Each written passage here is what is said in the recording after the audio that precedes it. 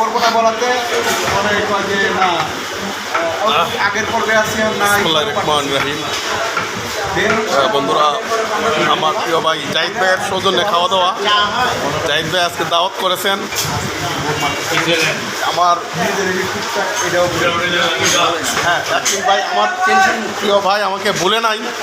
ভাই এক সময় অনেক মগবাজের সময় দিয়েছি, এখন আর যায় না। সত্যি কথা, ভাইয়ের জন্য 5 টাকা বরাদ্দ রাখতাম বাদাম। এটা না আসলে এই সব বলে ভাই অনেক পায় আমার কাছে, যেহেতু ভাইয়ের সাথে আমার জন্য এগুলো বরাদ্দ রাখতাম। হ্যাঁ হ্যাঁ, এটা এটা এটা আমি রাখতাম ঢাকা শহরে, ভাই এই জন্য আমি আর কেউ না, এই জন্য ভাই ভুলে নাই। আজকে খাবো ভাই। বরবাদ সিনেমায় আসতেছে, জঙ্গলিতে আসতেছে। ভাই আপনি খালি একটু আমার ফ্রেন্ড ফলোয়ার বললে দেন কোন মুভিতে আসতেছেন।